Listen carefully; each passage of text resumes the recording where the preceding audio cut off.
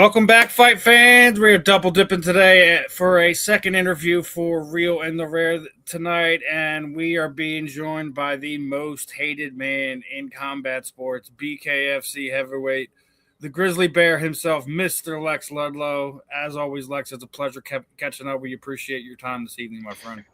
Thank you, man. Thank you for having me. But I'm no longer a heavyweight. Cruiserweight, lightweight. I'm a cruiserweight. I'm a cruiserweight now, dude. We're fighting at 205. Oh, so Calmus has officially come down too. There you go. Yeah, there you go. So me and Calmus are both making our cruiserweight debuts. Breaking news here on breaking news. There you go, dude. Some little breaking news. Yeah, clip that. And then anytime you want something clipped tonight, just say that because we have clipped. We have a new software here on StreamYard. Those are literally the magic words to grab a reel. So is it really? You just say clipped and it does it? Yo, I did it earlier when I was talking to Houston. I just wanted to see if it worked, right? So said that after like he was promoting his nonprofit, talking about like giving he gives bikes away. He goes into schools, to, talks to these kids. Do you just have to yell it? Clipped. No, you just literally say clip it. Oh, I'd rather yell it though.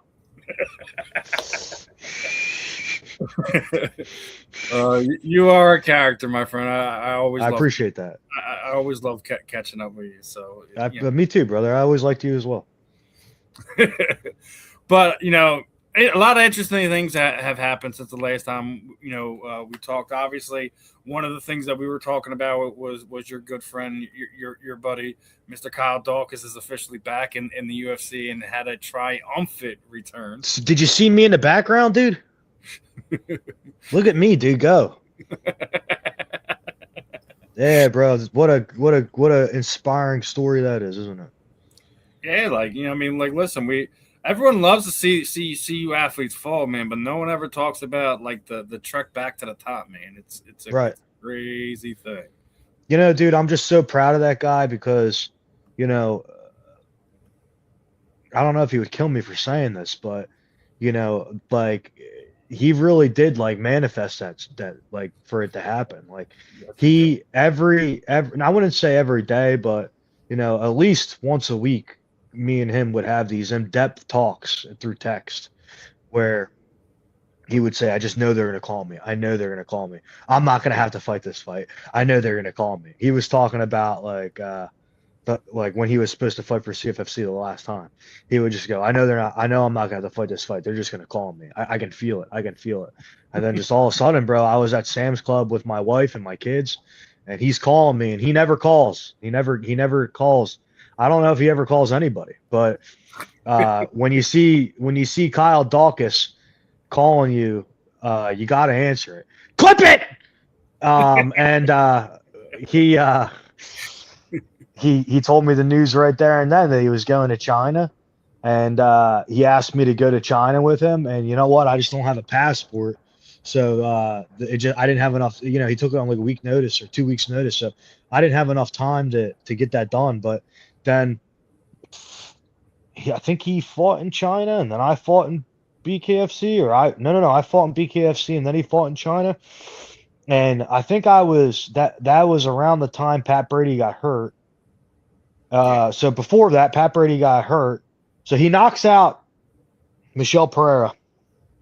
New work card's about to happen for BKFC. Pat Brady gets hurt. A lot of rumor and innuendo that I'm going to fight. No one talks about Corey Willis. And so Corey's down, I'm down. I never heard anything from it. And I was like I was not going to lie. I was a little down in the dumps for a good 3 weeks. Like, not like why me or poor me. It was just like, man, like I want that rush. I want that rush. And, I really want that big arena feel. That's what it is. I've always fought I fought in Live Casino. I fought in Bethlehem Casino. I fought at 2300. You fought at all the small revenues in the area, dude. I fought at all these. I fought in everything around here that you could think of, dude. The only thing I haven't done is fought in someone's backyard, right? So I want that big energy feel, and when that fight didn't happen, for BKFC, it just didn't happen. I wasn't mad at BKFC. I was just kind of just down about it myself. You know what I mean? And then all of a sudden he calls me about Madison Square Garden, and I'm like, all right, like I was like, and then he asked me to be a cornerman again, and I didn't tell him this until I got to the hotel of the day of the fight. I said, you know that my first ever Monday Night Raw was in that building. It was like February, like some or not February. It was like August something 2000, and I can actually remember like that whole show. Like if I close my eyes, I can remember being there. And I said like just to walk him out. Like I knew where we sat, like where I sat when I was a kid. So I don't know the exact seats, but I know the area. You know what I mean? So I looked over to the right and I was like, damn, dude, like 25 years ago, like I was sitting right there. And now I'm cornering my best friend. And Chris Dawkins just did a podcast and he said it perfectly today, dude. Like when you see me screaming like that, that's the closest thing to being in there and fighting and winning yourself. And I went fucking nuts, dude. Sorry if I curse, but I went nuts. And that feeling, dude, I was so Kyle, he's a great guy, dude. I took the train up there. He did not want me to take the train home. I was like, dude, I don't care, dude. I was like, I'll take this train home. He's like, no, I'm gonna drive you home. This dude drove me home. He said he sends Mirror Shark to hell. Then he friggin' well, maybe heaven, whatever. I don't know, Jared. I shouldn't have said that. Maybe he sent Jared to heaven. Maybe I don't know. Maybe Gerald was a good guy all his life. Maybe he's going to heaven. Or hell, maybe he was a piece of shit. Who knows, dude? But I hear good things about him, so he's probably going to heaven. But anywho, sorry, I got off track again.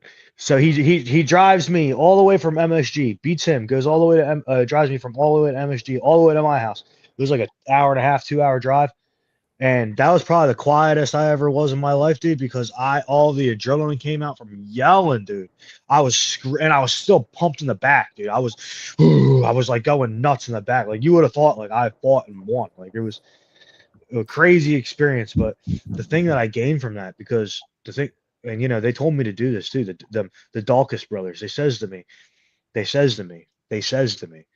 they go, when you walk out there, we want you to treat it like it's your fight because we want you to get mentally prepared for the Xfinity Mobile Arena because we knew that I was going to fight there. We just were waiting for the call to happen. Like I was told that I was on the card.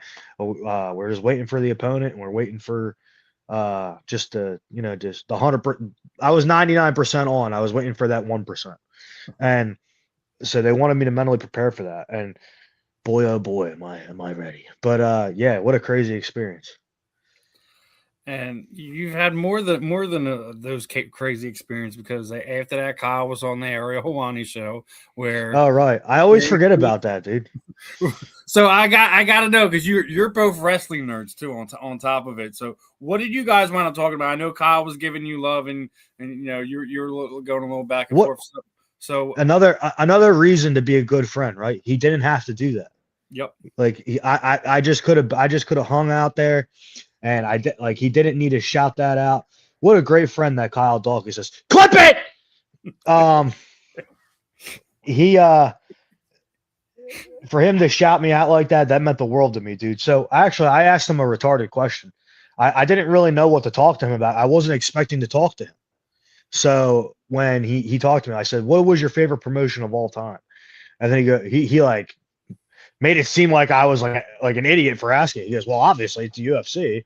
And I'm like, "Dude, how could you not?" Like I even said that to him, like, "Dude, I'm really surprised you didn't say Strikeforce." And then he goes, "Well, Strikeforce is more of a regional promotion for the longest time until 2009, 2010, and then they folded in 2011 or 11 or 12." So he was like, "So they were only a major promotion for a short amount of time." Ronan, go lay down, bud.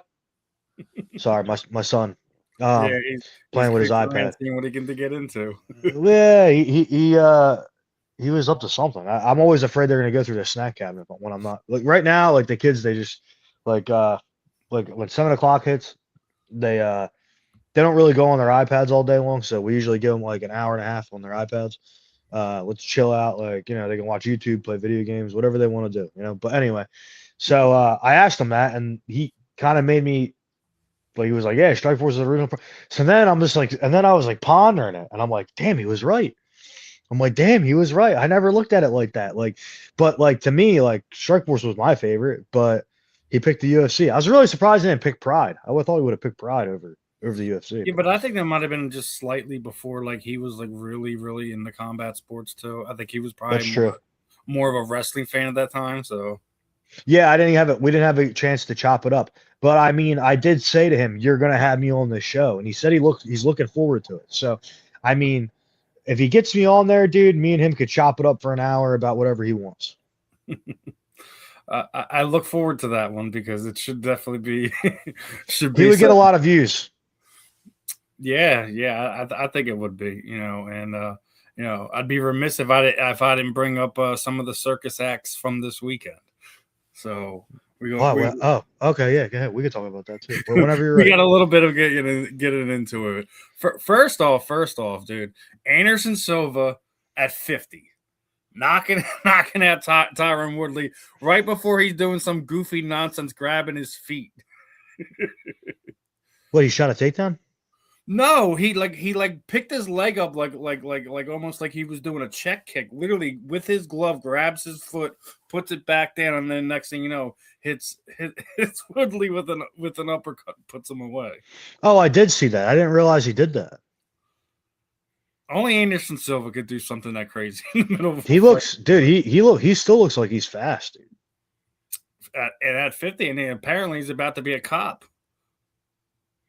Let's fight him in BKFC. I should have called him out. That's not a bad idea, dude. I don't know. We're on it. Clip it. We're on to something.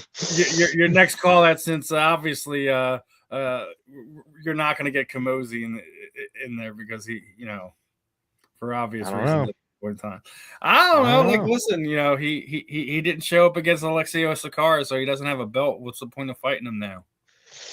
I don't know, dude. One of his friends was breaking news. One of his friends was. I don't know. Can I say this? I don't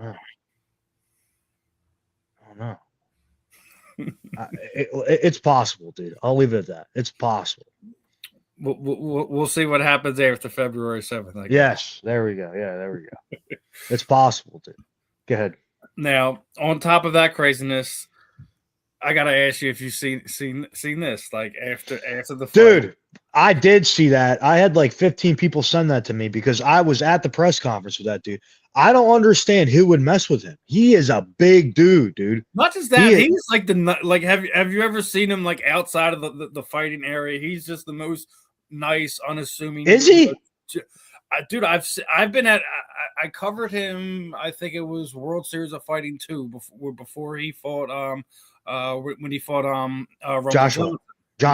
Yeah, and obviously we didn't see him afterwards because he had to get his jaw fixed. But I mean, yeah, that was a bad one. All the before stuff, listen, he was very accommodating with everyone, like anyone who wanted like media, and you walked up to him like, hey, he was so cool. But sat. Comments are right. I think they were looking for content and try to start some nonsense. No, I do agree with that. They're definitely in the wrong, and they definitely that Jack Tarity guy or Doherty guy or whatever the hell his name is, he deserves to get smacked in the face, and that's why he has a big fat black guy bodyguard with him. Not doesn't matter that he's black, but they has a big, all those bodyguards are usually giant black dudes, and he's got former college lineman.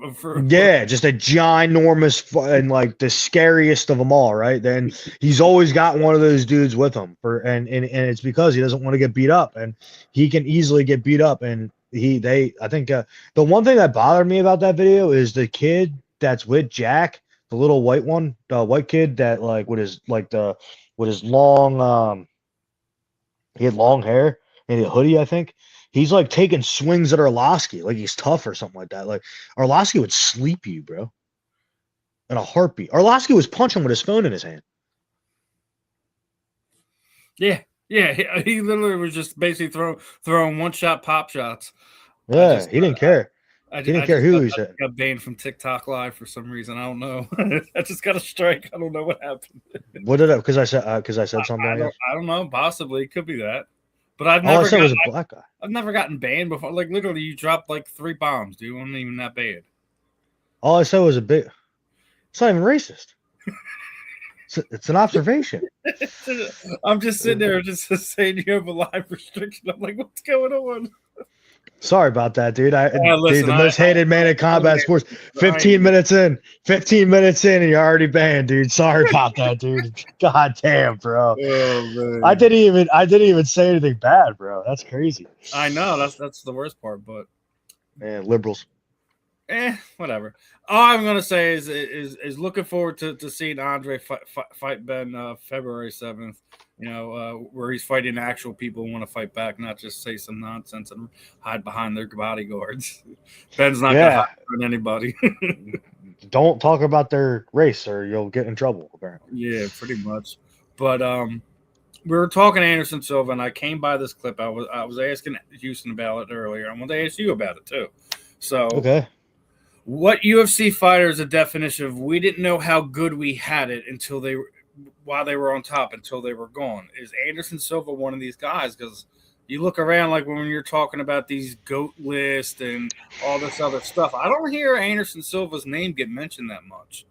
I'll tell you why. I hear George St. Pierre all the time. I hear John Jones. I hear Khabib. Why do we not hear Anderson Silva in these talks? I do think that we don't know how good we had it until he was gone. Listen, a lot of people got bored of him, I think it was, because he was so dominating, but then he got figured out. Like, if you remember, dude, when I first started watching, it was like 2008, 2009, like around that era. And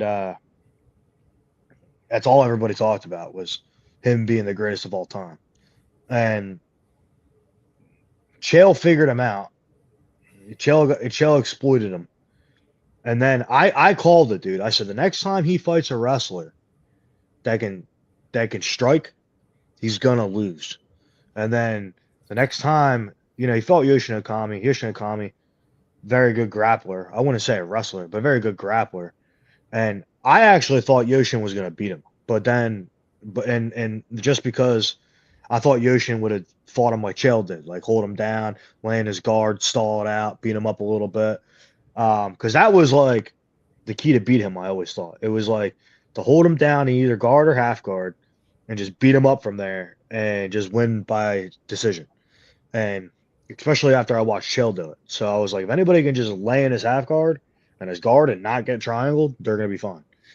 And then he fought Weidman and got knocked out. And then after the Weidman fight, he went on like a big skid of losses. So I think when you do that, dude, because if you look at BJ Penn too, the rematch changed him too because he broke his right. But you look at BJ Penn as well. Like everybody always talked about how he was the greatest lightweight of all time. Nobody talks about him anymore, bro. Really, because one, he's a psychopath now, and then two, he went on like a 10-fight losing skid. Like it was like insane. Like he lost to everybody. Fought Frankie Edgar a third time when it should have never been happened, and he got finished. Mm-hmm. Got heel hooked by Ryan Hall. That had been the worst, right? The Ryan Hall submission had to been the worst. Yeah.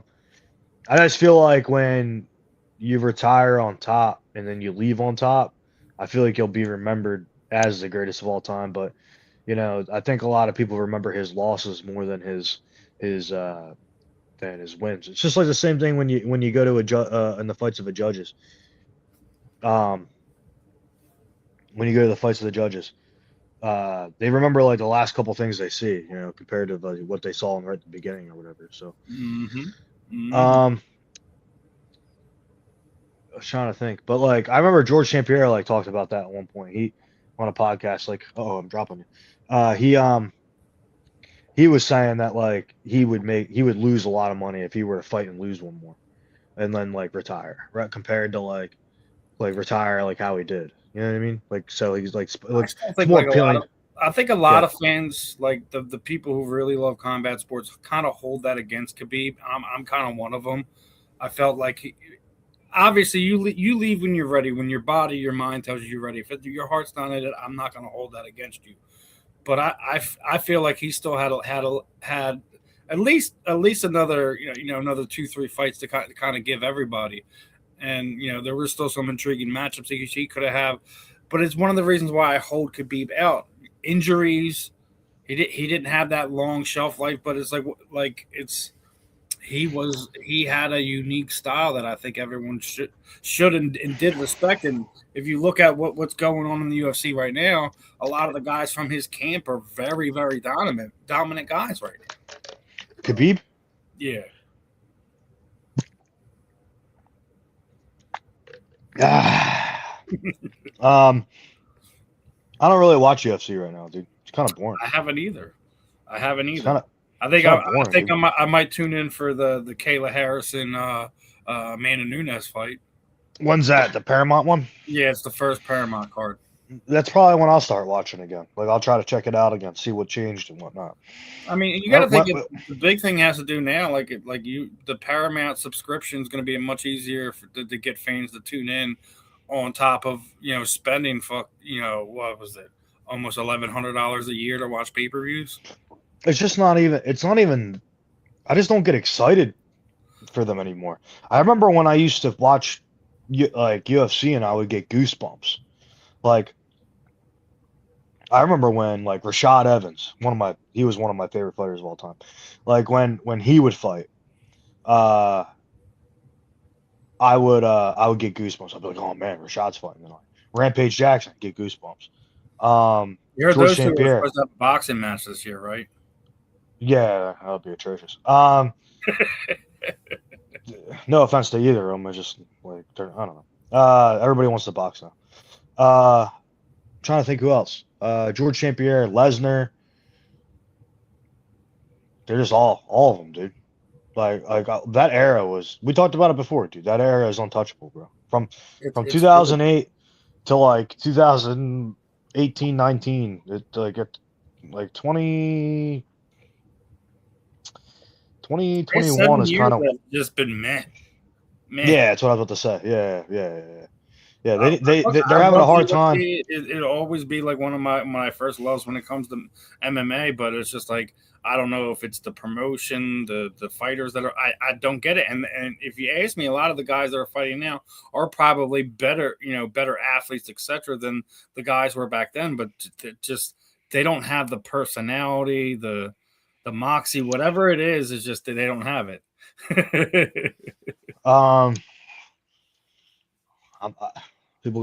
got a lot of, what's funny, just a little off topic.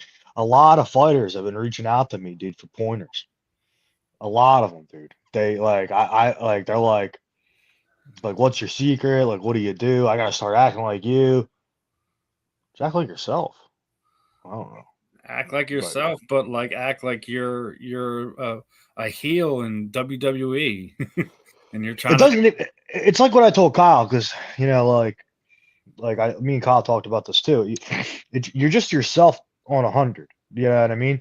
And not everybody needs to be a heel. Not everybody needs to trash talk. But you need the baby faces too. Without the baby faces, there is no heels. You know what I mean? Mm-hmm. So like Kyle Dawkins going out on a microphone and talking trash, that doesn't make sense to me. Chris Dawkins going on a microphone talking trash, that doesn't make sense. That's just not who they are. That's not who they are as people, right? Mm-hmm. So if they go out there and they talk trash, it would probably be awkward, and it would probably make people be like, ugh, you know what I mean? Rather than fuck yeah.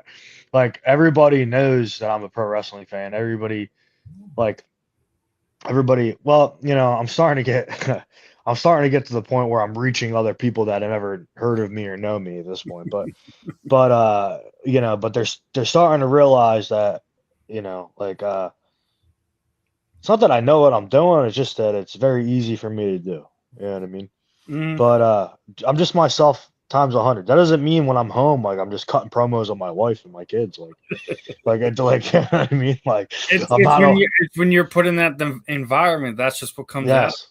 Yeah, like right now, dude, like I'm just hanging out with my friend, and I'm talking to you. You know what I mean? So exactly. Like this is it's different, but I do know we're live. Like I see the live 20 25 at 9, 25 10, 25 11. So like every now and then I act a little crazy, but then I'm back to myself. Now, what you brought up Brock, right? And I Yeah. came across this, and I knew when we would get you on, I want to talk to you about it. Whoa, what happened here? He's getting ready to go on his retirement tour, and this is probably going to be his last year Right. For the WWE. But his is going to be a little bit different because SummerSlam this year is going to be in Minnesota, in his backyard. He's never been able to have a big pay-per-view in his backyard, and that's where he wants to end his retirement tour.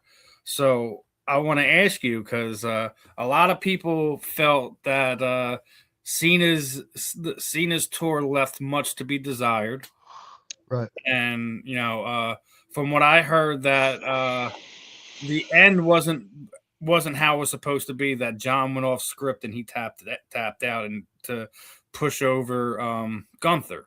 Yeah, Gunther. Gunther. I like Gunther, dude. John is always going to always be the consummate, company man in that sense. And The modern day Hulk Hogan. Hulk Hogan would have never done anything like that for somebody like Gunther. Come on, man. Well, I just meant as in terms of popularity, kids, like that's what I mean. But like, yeah, nah, John. I think he surpassed Hulk about 5 years ago. I can appreciate that. I mean, I'm not a really big. I listen. Hulk Hogan was my first big real wrestling superstar. Right. He was my guy for the longest time. But as we got older, like we kind of get on the Attitude Era came, and it's just like who your favorite wrestler was changed. I was never like really a big John Cena fan, like as far as like in ring stuff. Some of his early stuff, his promos were hilarious a lot of times. Some of the rap and stuff he would do was hilarious, right? Yeah, he changed the game for sure. But what I've seen of him over the last 10 years, both in ring stuff he does at, like he holds the Guinness Book of World Records for most wishes for kids. Right. For the Make-A-Wish Foundation. No one's even close to him. It's ridiculous. So yeah, I mean, I think he's a good person. I think he's got a good heart. mm-hmm. I mean, I've heard a lot of negative stuff about him, like backstage politic wise, but I mean, it doesn't ever really come out too much. You know what I mean? I think they all have their. If you look at wrestlers, like a lot of guys have their egos and they want how things want to go and they want their control and stuff like that. But I think when you're looking at what happened over this last year, how his tour went, some of the losses he took, some of the wins he took, we all knew he was going to be the Grand Slam champion when everything was all said and done, and it happened. Yeah, he won the Intercontinental. Yeah, like so, I didn't have a problem with how everything went down. He didn't keep the belt for long. He didn't have that. He didn't have that thing, but seeing how it ended and see how the fans went, I think we kind of understood why Bret Hart did everything the way he did it when he was getting ready to leave, and why Vince was so terrified to leave that belt on him as he left. Right. Yeah, man. I think it just gave me a better appreciation for what Bret was going through, and even what was going through Vince's mind at the time. Like I still think a lot of people to this day think Vince McMahon's the biggest villain of all time when it comes to pro wrestling. Dude, he's the ultimate heel and the greatest promoter ever. And Triple H is not doing a good job filling those shoes. I'll tell you that right now. Those are impossible shoes to fill. Well, they should just bring him back. I mean, maybe he doesn't need to be the chairman or CEO, but I don't think have him involved in the creative somehow. You know what I mean? He just needs to. I mean, he's not going to want to be back unless it's his and he's got. Yeah, power, I know. But, and that again, we were just talking about ego. Guys wanting things to go a certain way, right? Yeah, I mean, I wouldn't even. I don't know. Like, he's definitely got an ego. Remember our last conversation? You still think Vince is going to start his own promotion? I don't know what he's doing. Maybe he's done, dude. I mean, I think he wants it back, but I think there's just. I think what they're all waiting to happen is they're waiting for this case to go by, and I think they're gonna wait. They're gonna do the Hulk Hogan. They're gonna wait a little while, And then Hogan, what did Hogan do again? He said like something racist or something like that. That was retarded. Listen, I think what Hulk did, how he said it and how he went about it, was definitely the wrong way. His Right. thing is like he basically had a preference on who he wanted his daughter to procreate with, date, etc. Which Yeah, and then he guy dropped the N coming from bomb. the time that Hulk did, you can understand that. But if you look at, like, I'm not trying to get too political, however you want to word that, into some of these things. But I think in all sense, we all like have a preference on how we would like our kids, our grandkids, our lineage to kind of go along, Yeah. regardless if you feel that that should be, with another Caucasian American, with an African American, with a Latino, with a an Australian, like however you want to have it. I think you're entitled to your preference, but I don't think you should have it put out in the public eye like this is who I would like my son or daughter to date. This I don't type see of I don't see color, so when he said that, I was just like, eh, probably shouldn't be saying that. And then, oh, I know when he he definitely shouldn't have. and when he and then like I don't know, people are people to me. I don't if you treat me bad, I treat you bad. It's also how I Hmm. like, you know what I mean? You gotta treat me good, I treat you good. It's always Hmm. how I lived. And when it happened, I was younger. I don't think I really cared because I never liked Hogan because I like meaning like I could care less if he's in the WWE or not. Um, and then they brought him back eventually.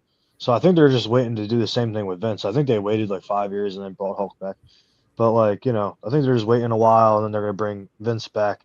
But they'll probably put him in like the Hall of Fame or something. But I just think like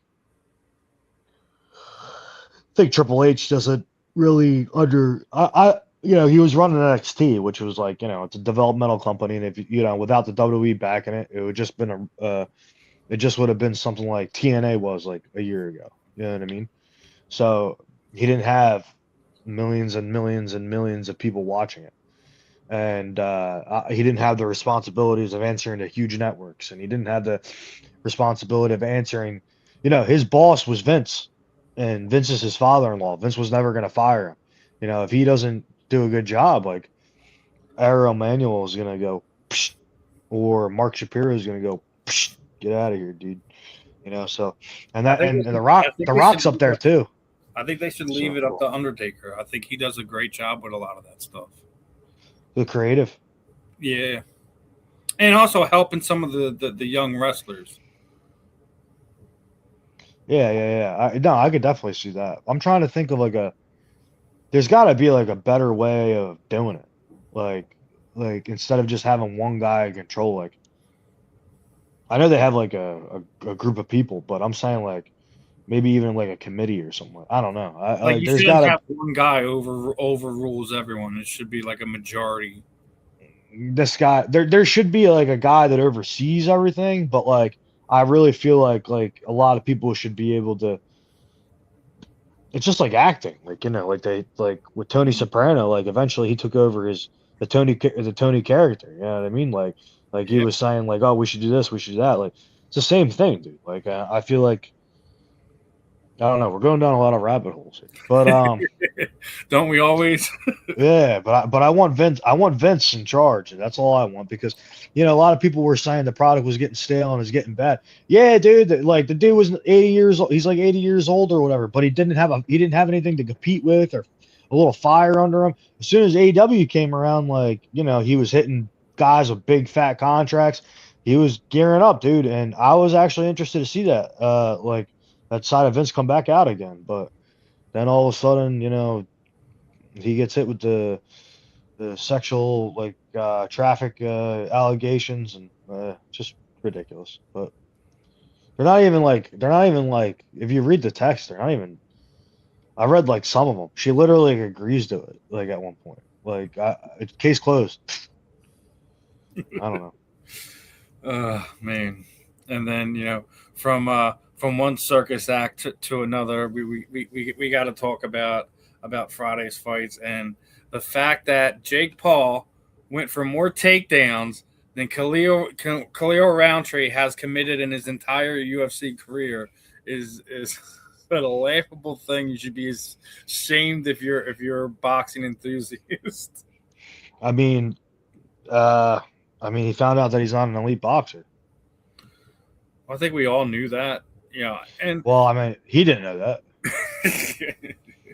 they're still in denial. What his promoter was basically like, it was a size disadvantage. It wasn't a lack of skill why he lost to Anthony Joshua. I'm like, look, man, when Anthony Joshua lands one clean punch and you're in the hospital with a broken jaw, a double broken jaw, not just he broke both sides of Jake's jaw. Did he really? Wow. I knew he broke his jaw. Yeah, like if you look at on the bottom, he has 2 breaks. On That's crazy. Part of the jaw. So well deserved. Yeah, man, it's like one of those things. Like you gotta put it into it because like this is the one clean shot he gets. You get one clean shot, and I was wondering what did it, but I guess that was it, huh? Yes, sir. I mean, that's the only one he did. Like I thought like for the size disadvantage he had, the weight disadvantage that he was going in there with. He did have a good game plan early on, but he had no offense behind it. That's my only real problem. Like you could be on your bike. You can be on your bike, but you have to engage at some point in time. He really wasn't engaging. And anytime Anthony came close, he'd go and shoot for double legs. I'm like, what are we doing? Did someone tell him the MMA fight? Just from fighting for so long and sparring now for so long, if you're running in a fight like that, like how he was, you got to be in really good shape. Like really, really, really good shape. Like you're basically running the entire round. Like backpedaling, like backwards running the entire round. And that's all he did. So once I saw the first round like that, I was like, oh, my man doesn't know how to keep this guy off of him. Like my man doesn't know how to cut an angle and land and then go forward with it. Like so, running backwards that whole time, I knew he was gonna gas out. And that's exactly what happened. As soon as he ran out of gas and his legs started feeling like jello is when Anthony started teeing off on him. Yeah, you're right. They did start feeling like jello because he was falling over. Remember, he was falling? Yeah. As soon as I seen that, I'm like, he's done. I was like, this ain't good. I said, this ain't good. It's a little cold in here, dude. I'm cold. But, I mean, you do got to give him the respect. Like, we've been giving him crap for the better part of the last 4 or 5 years, picking on the older guys, picking on the guys that are 2 weights under. Now he picks a real true champion heavyweight. May not be in his prime, but he's still very, very, very dangerous. And it was he got cracked, flattened out, and embarrassed. He didn't get knocked out, like so to speak. Like he wasn't like KO'd, but like that was a proper stoppage. Yeah, like fuck him. But let's be fair. If Jake would have landed some crazy wild haymaker and put Anthony out, no one on planet Earth would have believed that was a legitimate fight. Yeah, you're right. I wouldn't have. I mean, no one, none of us, media members, the fans, he'd be suing half of the world. Because they'd be yelling at him that it was fixed. Yeah, he's something else. That guy. I don't know him obviously, but I don't understand him either. But I mean, I do respect him for getting in there, but just wish you would. Yeah, just not even that. I mean, he just probably fell in love with it, and he's already rich. Why not? You know what I mean? But I just don't like. I don't like the fighting like Nate Robinson and like he knocked out Woodley, then he beats Anderson, beats Diaz, like all legitimate good wins and stuff. But everyone forgets. Well, besides not Nate Robinson, everyone forgets he fought Ben Askren too. Ben Askren, yeah, that was a bad one. I thought Ben was gonna win that. I was Ben's always been a pure wrestler. The fact that he even put him in a boxing match, I'm like, come on. Yeah, but my whole thing was a true 170-pound fighter. Right. So my thing was like Ben had to have did sparring.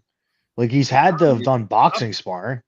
Obviously. But like that's why I thought he was gonna win. I'm like, this dude's boxing like at Duke Rufus's. Like it's not like he's like, boxing at like some tiny jiu-jitsu Gold's gym. Gym in in Texas. Yeah, yeah, like he's boxing, and Dick Rufus like he's gotta know what he's doing and stuff. So I really thought he would go in there, but I forgot about the rules. You can't really clinch. You can't really, you know what I mean? Like he was at a big disadvantage in that. So if that was like a BKFC rules where you can like tie up and throw and you can stay there the whole time, he might have maybe did it better, but I just think that Jake's too young and too powerful for him Yeah. for boxing. I hope he actually stays and starts fighting the actual cruiserweights that are ranked and goes about it that way. You don't need to be having these crazy fights. Like even a guy that is under BKFC contract. Kenzie Morrison's been begging for this fight against Jake Paul for the better part of 3.5 years now. Oh yeah, has he? Begging. He wants to knock him out so bad. It's hilarious. If you go on Kenzie's Facebook, like especially fight night, like he's very adamant he wants this fight, and I think we should give it to him. He's got the name, the lineage, the skill set. Why not? Yeah, why not? Like Sorry about that. even I think when he was looking for a replacement, not for this fight, but I think when he wound up fighting Diaz, Hasim Rahman Jr. was also asking for the fight. And they keep telling these guys they need more followers. I'm like, that should have absolutely no reason why you step in a ring with somebody. I mean, now it does, dude, but it's just Yeah, how but all the right, landscape changed. Jake brings all the followers now. What does it matter how many any other actual professional athlete following has? If the guy doesn't show up on social media, but he's one of the best boxers in the world, shouldn't matter because Jake brings the fans in. Just Right. the way I'm looking at it and thinking about it, especially over the last few fights, like it doesn't matter. He put them in there against a polar bear, they still tune in. Or a grizzly bear. Or a grizzly bear. Or a grizzly bear, brother. I'd box him, dude. I probably wouldn't do I that great know you against him, would. but I know but you I'd would, do bro. it. And let's get back into some real combat sports stuff. I want to, I seen that you're actually getting some walkout tees for this one, tees and hoodies. Where'd you see that at? Stephen Rochelle. That's you, dude. Yeah, I know. I Yeah, was dude. I did your I am post getting. earlier. Yeah. Did you like it? Yeah, I liked it, shared it. I haven't really been on the gram all day. Whatchamacalls it? I think I saw it. I don't know. Maybe I didn't. Um, I just kind of go on there real quick, like the notifications, like ever since the press conference, I keep getting a bunch of likes for the press conference. So I just click on it and I just like go back to doing what I'm doing, like real quick. Yo, the Um, day of the press conference, I swear your story was just all that same thing. Can I the talk press about this conference. fight? Can I bring this? Yeah, No, I'm yeah, here. Can I? Can I? Can I? yeah. I'm like, can we So get the clip? they love that, dude. They Yeah. they love that I asked him that. I don't know why, but somebody told me Brian Sosa, great guy. I don't know if you know Brian, but he's the host for the Bare Knuckle Show, and we were talking there, and I said to him, I was like, I actually asked him, I was like, what else do you do besides the Bare Knuckle Show? I was like, you're always hanging out with Dave and stuff, so I was like, you got to have another job that you do, and then he was like telling me that, and then excuse me, I just ate dinner, so I was talking to him for a while about that, and then the press conference started, and then he had the headset on, he's doing production, so I didn't have a chance to talk to him. But then again, until after, and then after he said, "Dude, when you asked Dave if you could talk about that," he said the production team was going nuts, like in a good way, about like, "Oh my god, like that was so organic. Like I can't believe he like asked that." Like, uh, I don't know why. I don't know why they would go nuts about that, but you know what I mean. But a lot of people like that I asked them if I could do that. Like, not just BKFC. I got a lot of people said that was funny that I asked them if I could do that. Um, but I didn't want to ruin. I didn't know if I could talk about it. Like I just Yeah, because they didn't. if Yeah, they didn't officially announce it, and a lot of promoters they get mad when they're not able to break those type of announcement. So yeah, and Dave is really approachable. Like I could have approached him. You know, he's always been good to me, dude. He is always nice to me. Like he really has been.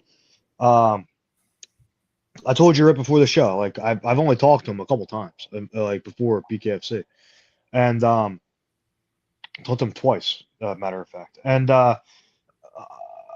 every time he sees me, for the last, this is the third time they're dealing with me now. For the first two times, big smile on his face, always gives me a nice handshake, dude. And I don't need to have a crazy conversation with him. You know what I mean? Like I don't expect to be his friend or anything like that. And I'm sure he doesn't like if he wants to be cool. I'm open. I'm always open to meeting people and getting to know people. But I'm saying like I just don't. What I'm trying to say is I don't kiss his ass. Like I just treat him. I treat him just like I treat you. Like you know what I mean? Like I treat everybody the same, and I expect to be treated the same back with respect and everything else. So he always is nice to me, dude. He always treats me with respect. And I don't know where I was getting with that, dude, but yeah, he's a good dude, I guess. yeah, it was definitely one of those moments. Obviously I know you're excited. You were finally getting to have one of these big arena events. Did they tell you where you're fighting on the card yet? I'm on the main card. That's all I know. That's all that matters, right?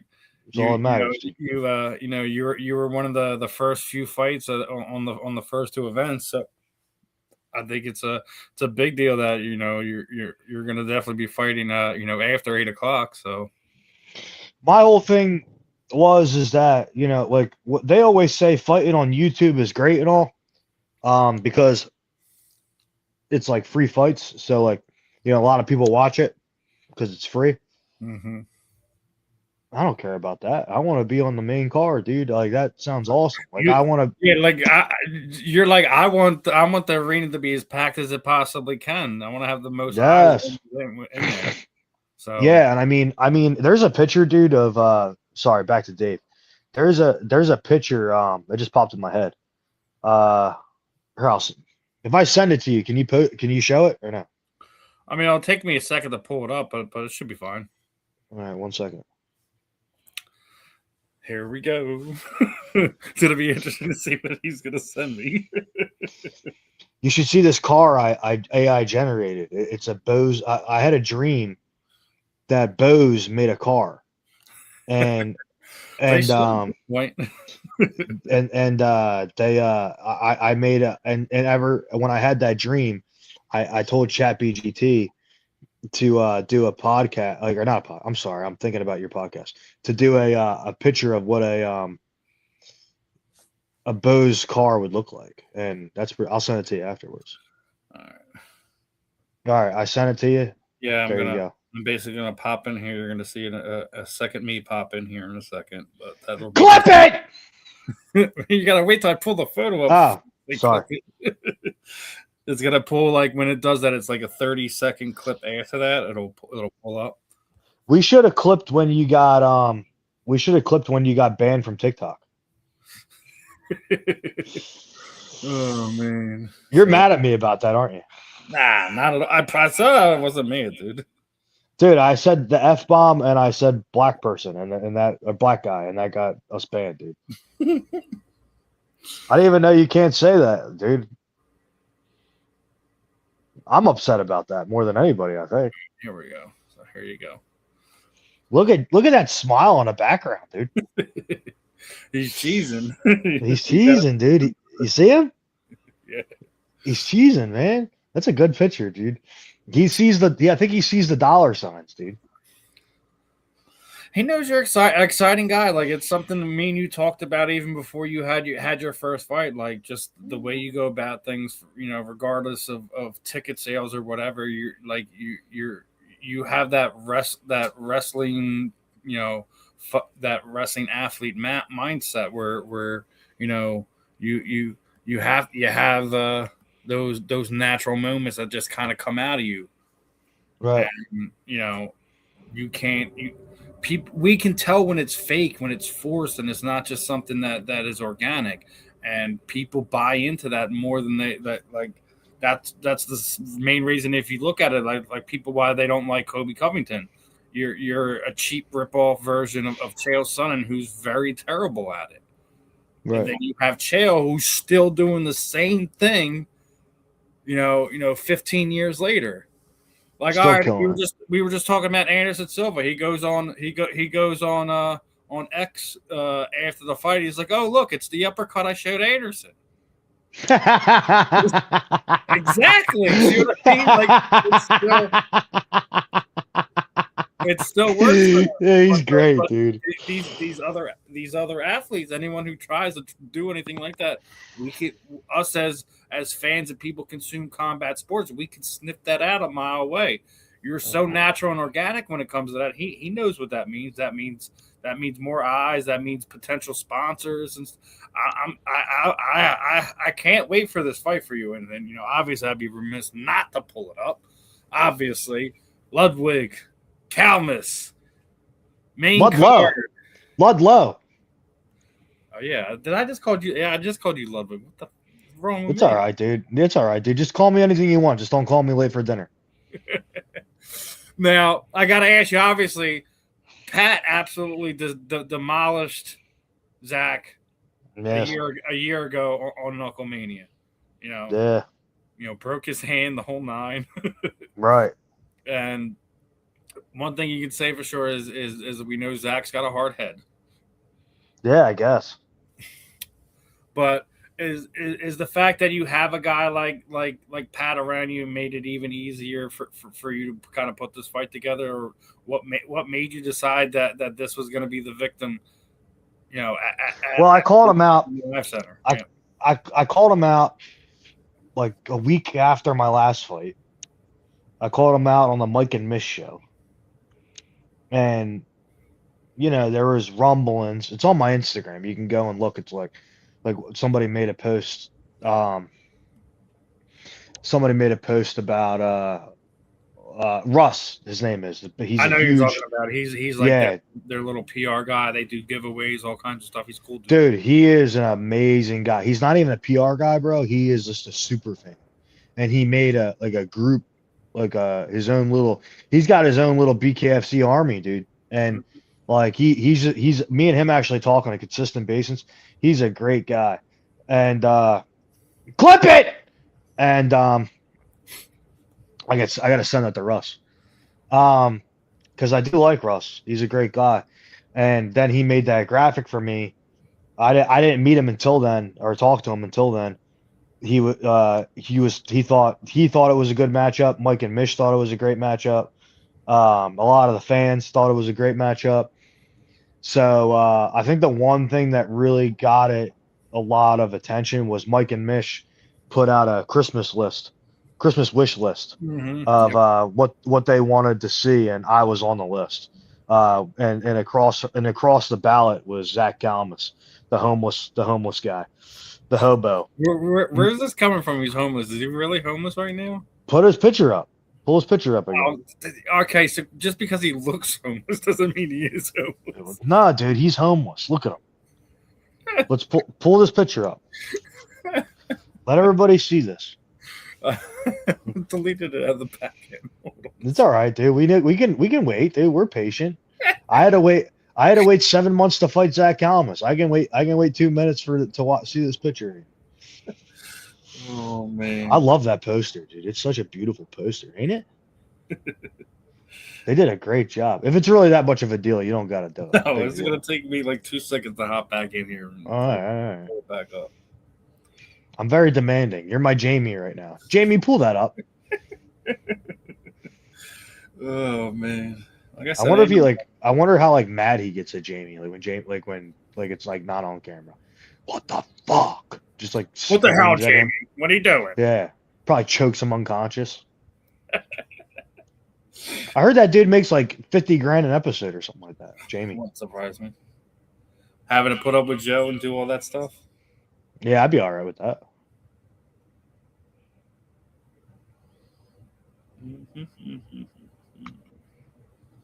How far down is it?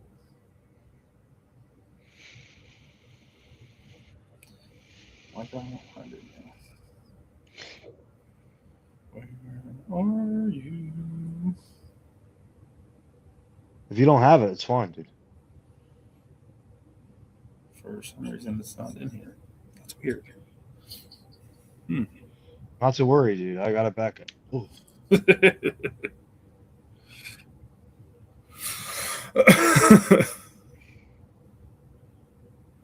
My wife's sending me Cafe Carmel. I've never been, but it sounds a lot better than what I'm eating right now.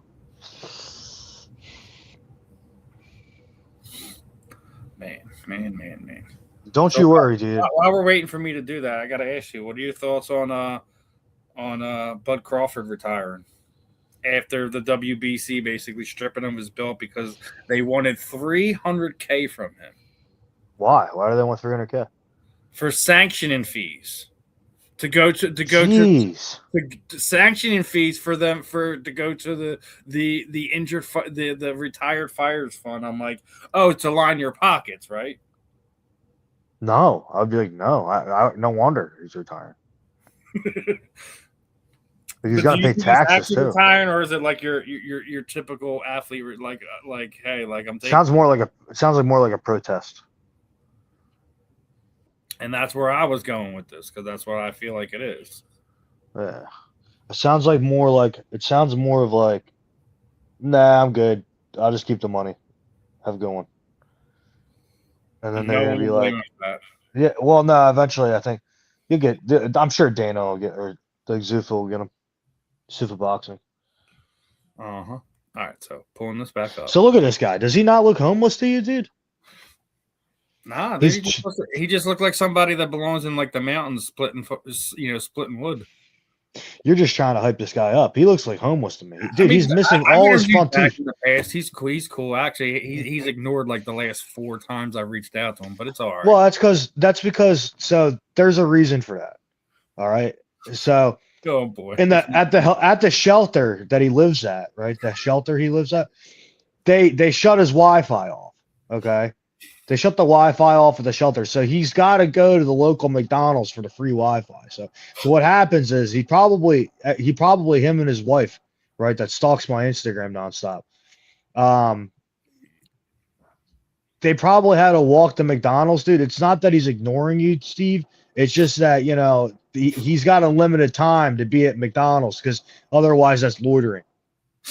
You know what I mean? So I don't know if he's ignoring me, not getting it to or what, but like No, it's not. It's like what I said, dude. He's got a limited window. Clip it. He's got a limited window to where he can answer everybody and get back to everybody on time. So I was surprised when BKFC said, "Hey, he took the fight that quickly." I was like, "Wow, he must have already been at McDonald's waiting." Like he must have gotten the double cheeseburger. He must have got the side of French fry. $3. Not that hard to beg on the side of the road and get that. Clip it. And so I just think that Zach Calmus was just at the right place at the right time for the contract offer. But for you, brother, you probably messaged him while he was at the shelter sleeping, and he when he went to McDonald's, he just didn't get to it in time. So I wouldn't get too upset about that. I'm not. Clip it. I'm not upset about it, man. He's yeah. Listen. I know like a lot of you guys get a lot of requests. So I don't.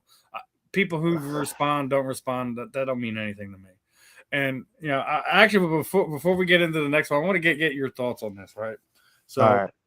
Is it about Zach Calmus why he doesn't have teeth? Calmus. I am moving on. So hold on. Before you move on, I got one more thing to say.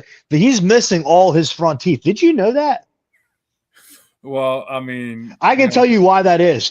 The reason he's homeless and the reason he has no front teeth, it's called meth mouth, and it's a very common thing with the homeless community. So when he when he fights, right, he spends all his purse on this meth. That's why he has to fight so many times. That's why BKFC keeps letting him fight all the time, because we know he's got a drug problem. He just needs to get back in line, and I'm gonna be the one to do it for him. I'm blessing him with this paycheck. I'm gonna get him out of there in under 2 rounds. And yeah, like we're just gonna help Zach Calmus out here in this fight. We're gonna send him to rehab. He's gonna be all right. Everything's gonna be okay. We're not gonna let meth mouth around anymore. We're gonna have Zach Calmus back, and we're gonna get him off the streets, and we're gonna clean this community. Clip it. So I want to get your thoughts on something, right? Go ahead, brother. We talk about a lot of different things in combat sports and stuff like that. So I've been Right. seeing a lot of fighters share this GoFundMe lately. Really? This guy named Mike, he apparently wants to take his podcast to the next level, and he started a Mike who? Mike G. I forget what his name. I tried to get him on the network like about 2-3 months ago. All of a sudden, I found myself blocked on Facebook after me and him had a conversation. He felt like that I need him more than he needs me. We just had 1 million views earlier today on the YouTube. I've only been here 7 months, so I think we're sounds like he was right. Go ahead. That what I need him more than he needs me. Hey, I mean, delusion goes a long way. GoFundMe account right now, not me. Steve, delusion goes a long way. It does. It does. Clearly, especially in combat sports. All right. Yeah. So what's Mike G's problem? He needs money. I think he's just trying to put it into his podcast or whatever. But like, listen, dude, if outside of like getting sponsors to like have you go and fly out and cover events and stuff like that, or get specific equipment or something like that, like that. In my opinion, GoFundMe's are for like people who are really struggling, not to like pursue your hobbies, so to speak. Right, I agree. And then even more within you're getting athletes to share your GoFundMe, people you've either interviewed or possibly are going to interview, or people that that's a good point in the community. Like we talk about this line that we have of professionalism when it comes to doing this thing, right? Right. Don't you think that kind of blurs that line a little bit? Don't you think? Just sounds like might just being a cynical a-hole right now. I don't know. No, it just sounds like he's desperate. Crying like we all do, man. Crying like we all do. Listen, everybody's got a little money problem right now. Get in line. Get in line. Go work at McDonald's. Zach Calmus, serve him a double cheeseburger with his medium fry.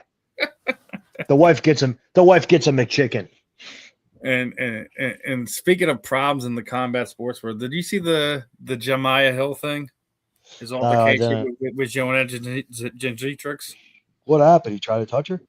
Apparently, like, I don't know. He didn't try to touch her, but like, apparently, like, from what's being told, like he tried to shoot his shot with Joanna like 3-4 years ago, and Joanna was trying to like expose the news to his girlfriend. It's weird. And then like apparently like he figured out what was going on, confronted her about it, and basically said that he would knock her the bleep out if she continued to go along the lines. Like I think like it was something about like something was going to go on between her and the girlfriend, and he was like I will knock you out. Yeah, I could see that then. You know what I mean? Like, listen, my wife, my wife, not like she's still a female at the end of the day, dude. But my wife, saying your girl can do anything about it, but like that's not the way to go about it, dude. My wife can't fight, and if my wife, like she's never fought before. She doesn't train. She don't do anything. So, like, I might not knock the woman out, but I'm not gonna sit there and let her beat my girlfriend or my wife up. Yeah. Either. Yeah. But I don't know. I would definitely not let it happen. I don't know if I'd hit her, but I definitely wouldn't let it happen. At least confront her and you'd be like, you need to check yourself. I would just be like, hey, you stop right now. That's probably what I would say. Please leave us alone. We're trying to enjoy our dinner. It's funny because I was on I was messing around with one of my fellow fight fan listeners on my Snapchat, and I was like, "Yo, right.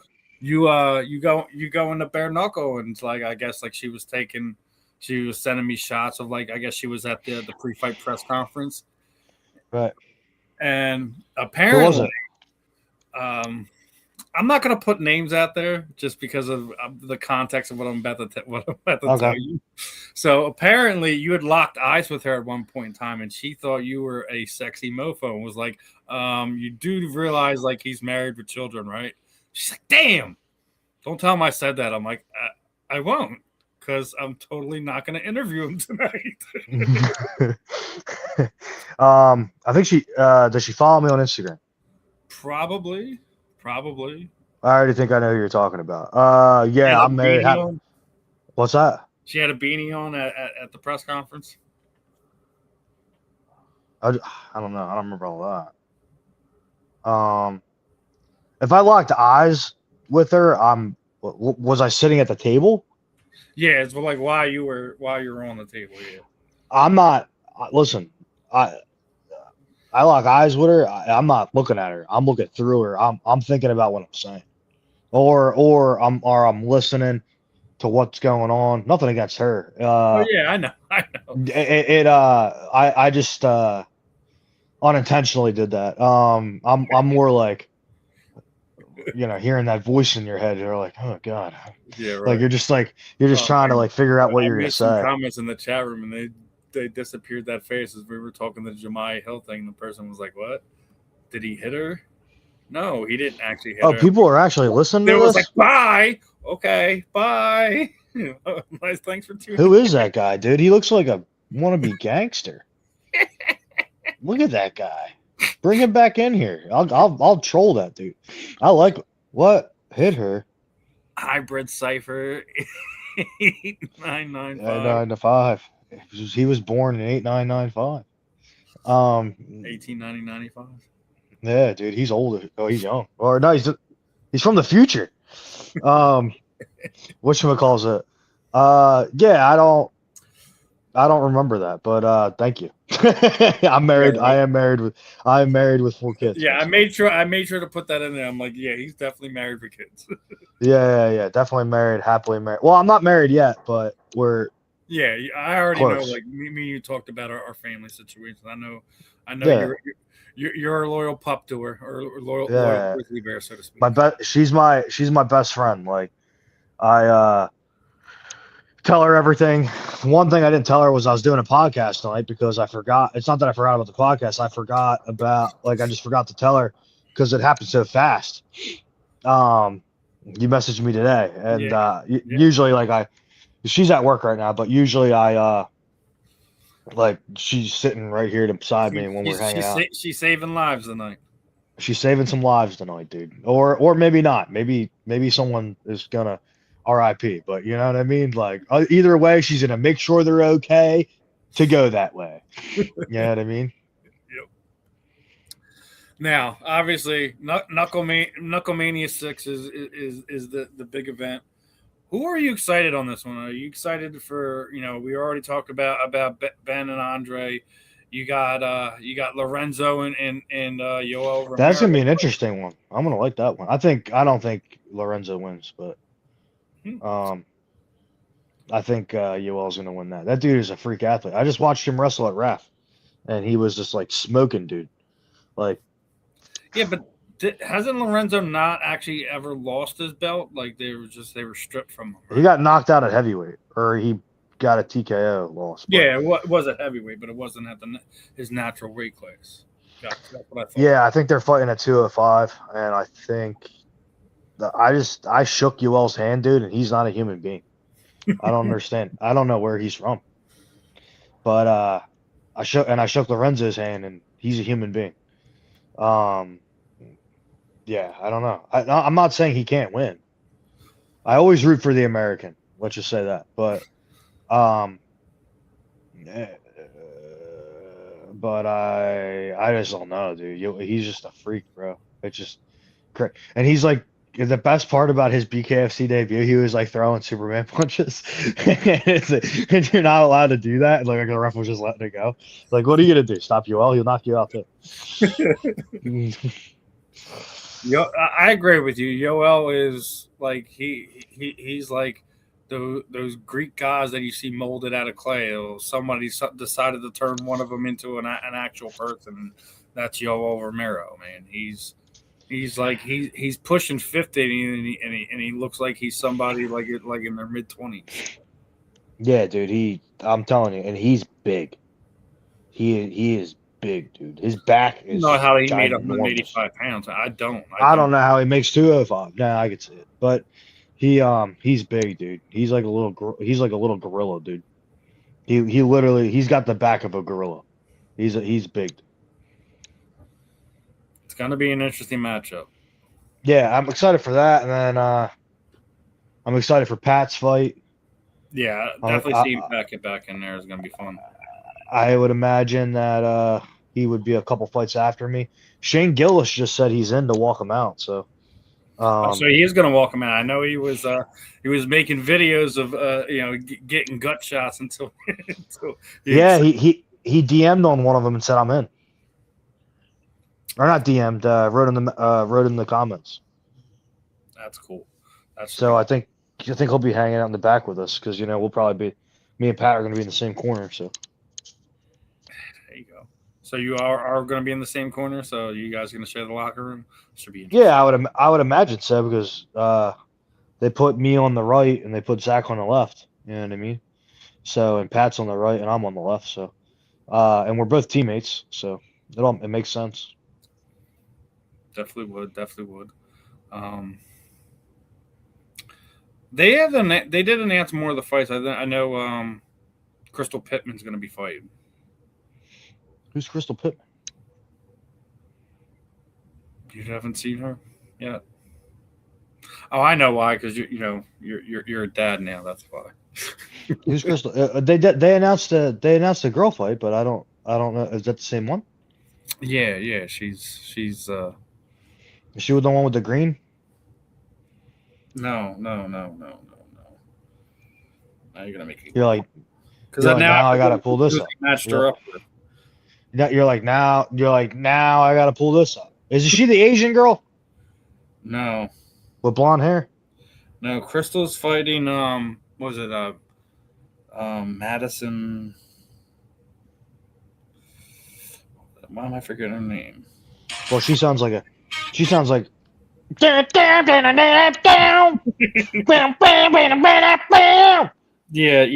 Madison Wong. She's fighting Madison Wong. That's on the slides with me, right? Yeah. Yeah, I saw that one. Yeah, I don't know who either of those are. I try not to watch women's combat sports. It's kind of a joke. I know, brother. I know. Sorry, nothing against women, but yeah, it's hard to watch.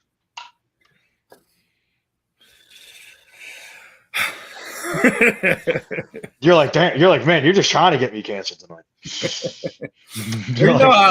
I show all ends of combat sports love. The men, the women, all of them. Yeah, sure. Oh, here we go. My phone was about to die, so I came and charged it. I went and grabbed the charger.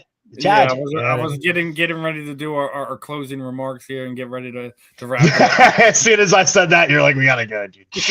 You're like, yeah, we're done. We're done with this. No, I mean it was we're over the hour mark and all that. So right, I figured it was me and you have had enough shenanigans for tonight. We'll have some more as we get closer to the fight. Obviously, like I said, we're gonna be help covering for Bare Knuckle News. So definitely gonna have to be running you down and getting some pre and post fight interviews with you.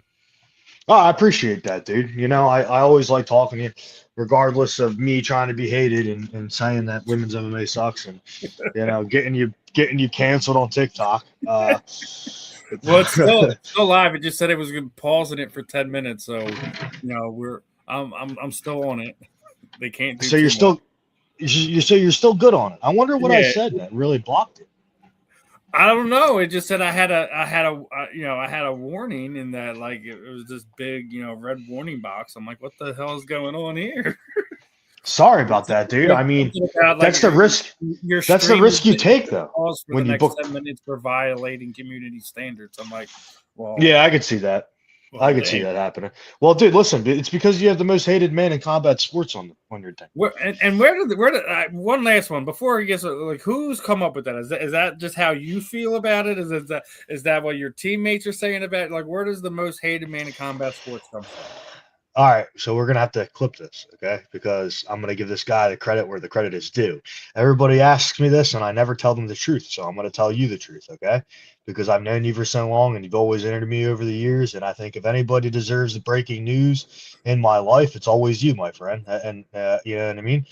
I try to save the hot stuff for you as much as I can. There was a guy. There's a guy in my life. He's a great guy, one of my best friends, and his name is CJ Orr. And the one day we were just sitting around, bull crapping around, and you know, we talk probably once a week or so, and we're sitting around just talking on the phone, and he just came up with it, dude. He just called me the most hated man because I told him, I said, I need something to stick. I need something to get people like other than the grizzly bear, because everybody likes the grizzly bear as well. And they're like, we need something else. Like, I need something else to stick with me. Because like Chael's got the bad guy, you know. So I was like, I gotta have another name myself. And he just said, he was like, well, you know, you're the most hated man in combat sports. And I said, ooh. I said, whoa. I was like, that just sounds good. I was like, the most hated man in combat. I was like, he is the most hated man in combat sports. Lex, the grizzly bear.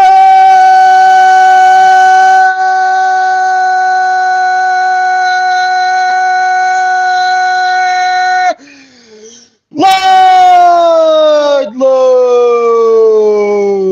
Clip it.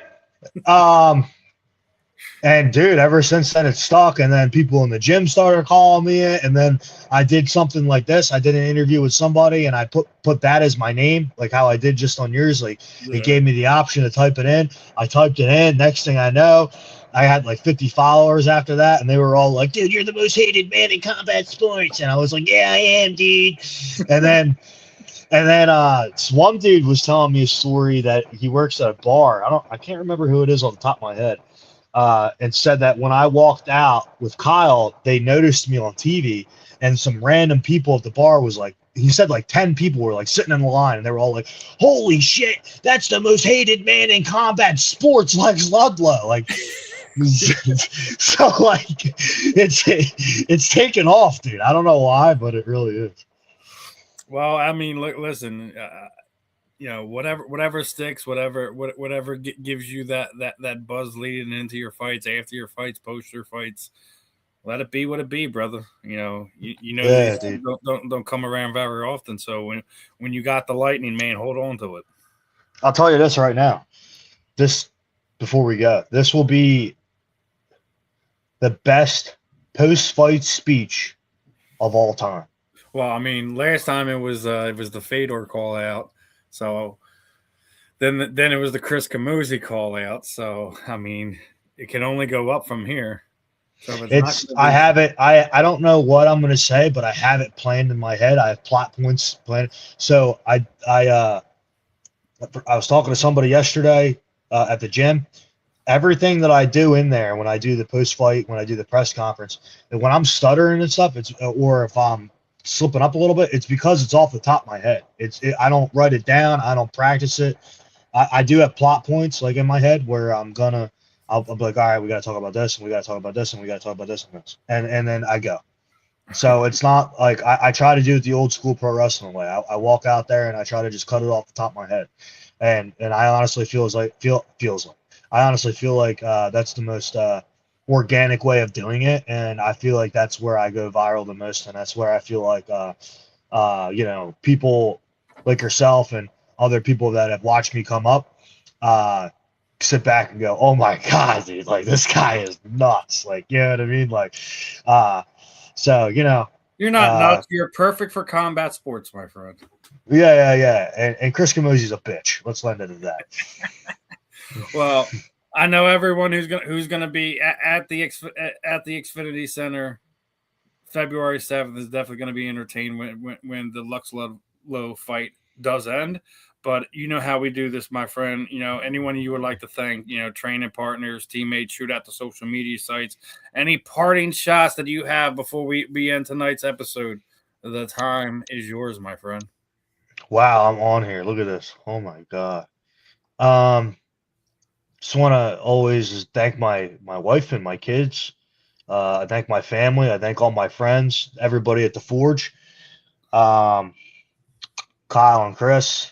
Uh, I got a bunch of sponsors now, but I can only name three. I got Argos. That's like a mushroom like microdose company. I take actually I'll show you their stuff. I got it right in front of my head here. I take I already drank all their stuff they give me, but comes in gummies, and you don't really get high off this stuff. It really just it's for focusing, and it helps my anxiety. I have pretty bad anxiety.